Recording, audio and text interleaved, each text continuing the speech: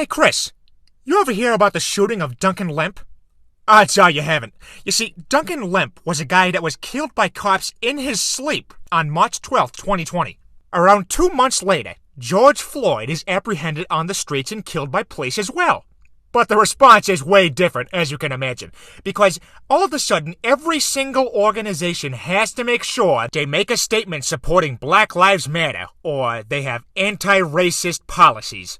Not to mention every single white bitch has to make a statement on Instagram. But you see, Duncan Lemp was quickly swept under the rug.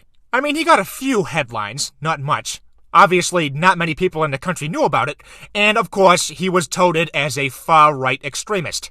Oh, I also forgot to mention that Duncan Lemp was a white guy. I mean, the cops killed a guy in his sleep. Surely that's more heinous than getting killed in broad daylight, isn't it? Well, nobody cares, because the problem is not cops. Nobody gives a shit about that. The problem is the current generation of minorities are always looking for an excuse to victimize themselves because their grandparents had to drink from a different drinking fountain. Rather than hold the government accountable for its increasing tyranny, the media has brainwashed the population to use racial injustice as a scapegoat. Ain't that something, Chris?